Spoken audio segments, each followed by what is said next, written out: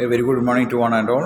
Today we are going to discuss about lower respiratory tract infection. In that first one is bronchitis. Okay, bronchitis it is also a lower respiratory infection. Let us start with definition. Bronchitis is inflammation or swelling of the bronchial tubes, that means bronchi, the air passages between the nose and the lungs.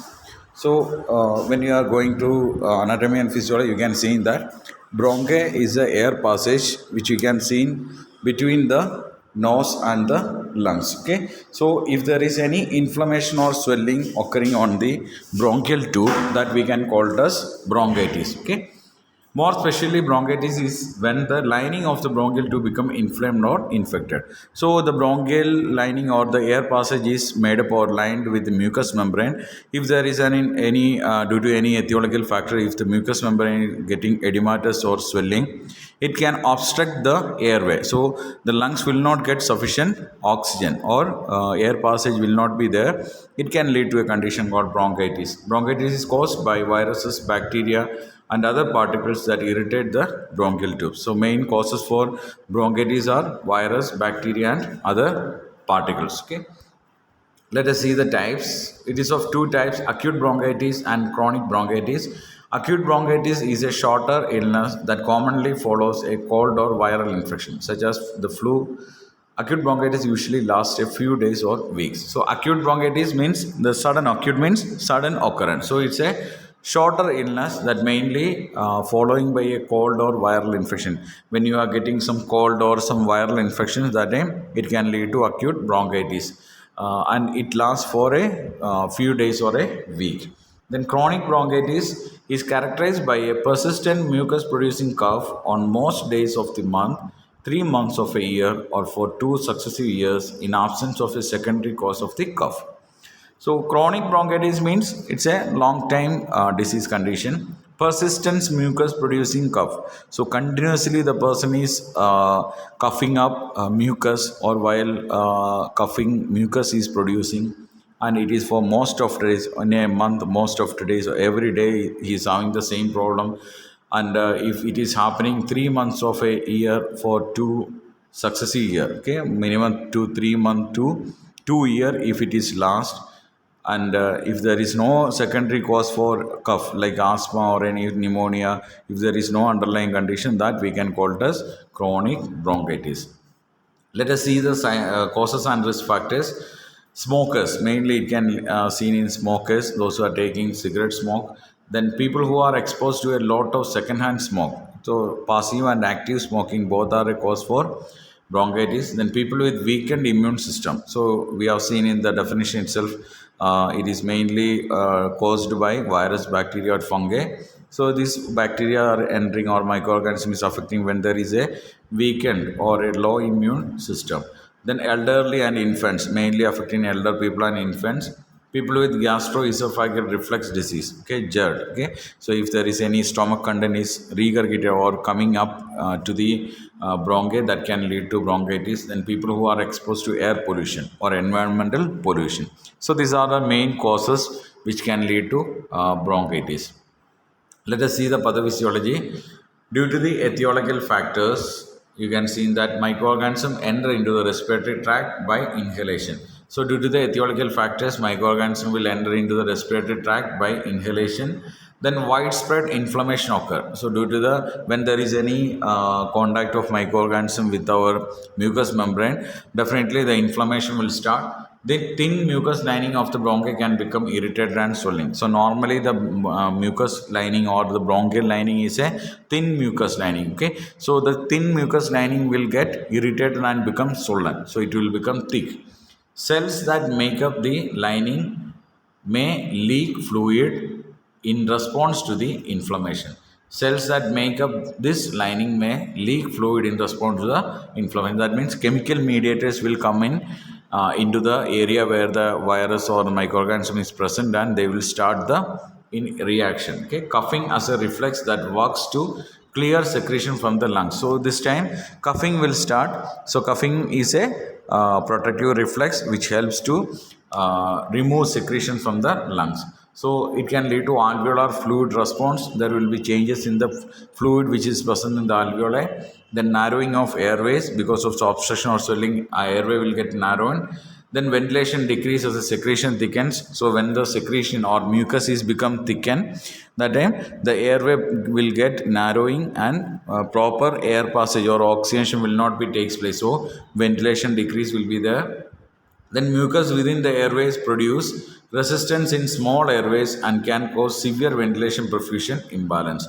So because of the resistance in the mucus, resistance which is occurred due to mucus presence can lead to severe ventilation perfusion balance. Ventilation perfusion means gas exchange, and that will lead to bronchitis. So this is the pathophysiology of bronchitis. Next one is signs and symptoms, mainly inflammation or swelling of the bronchi. Bronchi will get inflamed or swelling. Coughing will be there, persistent cough will be there. Production of clear, white, yellow, gray or green mucus. Okay, that is the characteristic of the mucus. Color will change, the consistency will be clear. Then white, yellow, green or gray color sputum will be producing. Then shortness of breath will be there.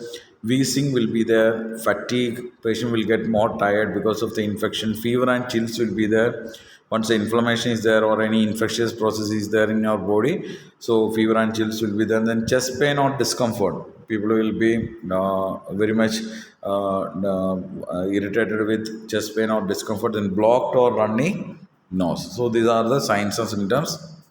Let us see how we can diagnose it, including history collection. Proper history should be taken, whether they are having any exposure to any environmental pollution, whether they are having any infectious diseases, or about their lifestyle, whether they are having a habit of smoking or alcoholism. Then physical examination should be done.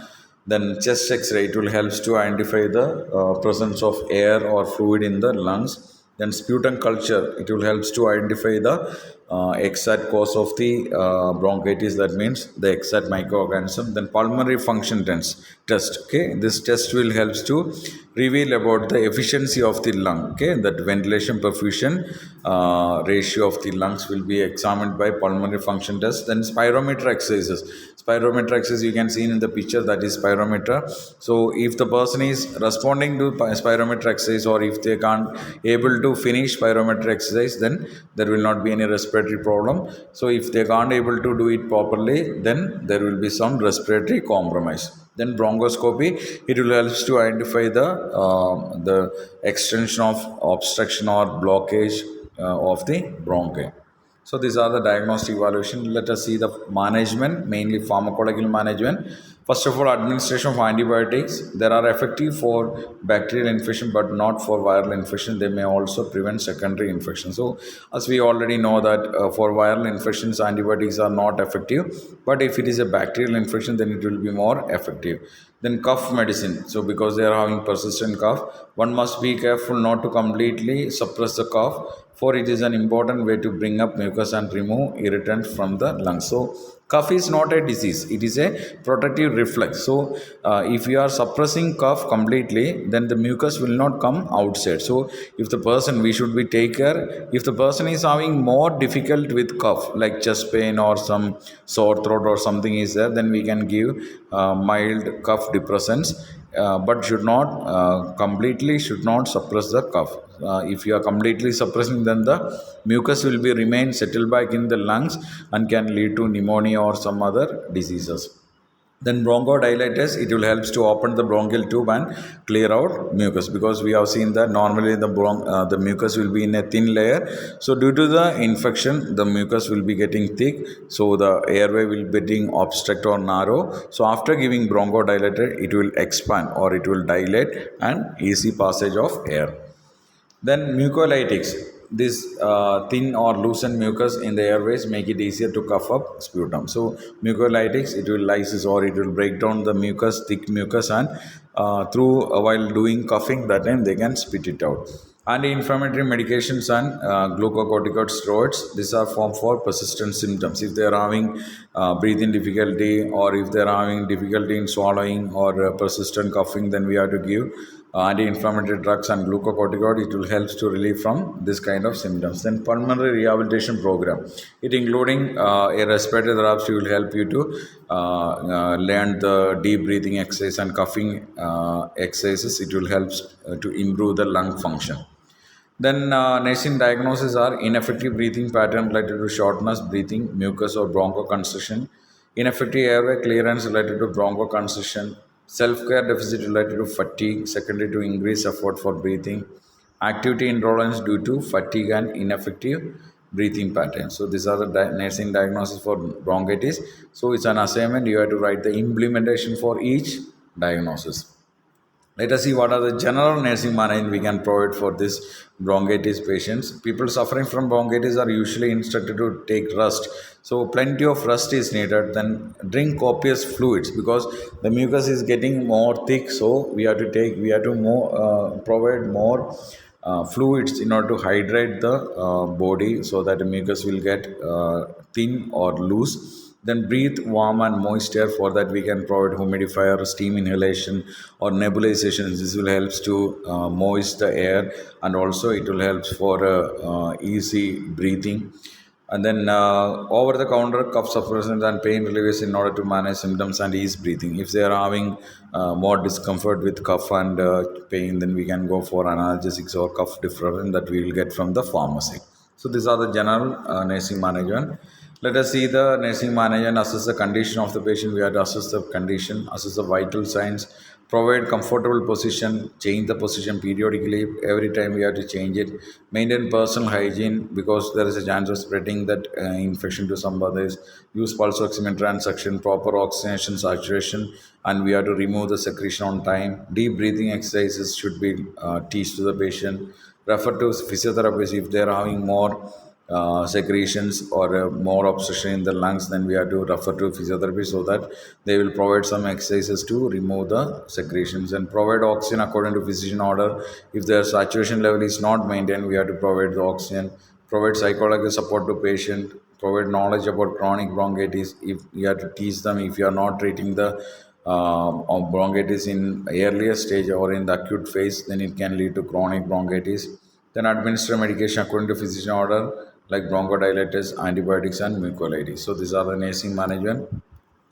Let us see the health education, avoiding tobacco smoke and exposure to secondhand smoke. We have to teach them to avoid or quit smoking. Avoid people who are sick with cold or the flu. So avoid to visit the people those who are having already flu or cold. Especially don't unnecessary. You should not visit any hospital or any people those who are having infections. Then getting a yearly flu vaccine. If it is available, you have to vaccinate it properly. Getting a pneumonia vaccine. So for pneumonia, pneumococcal vaccine should be taken.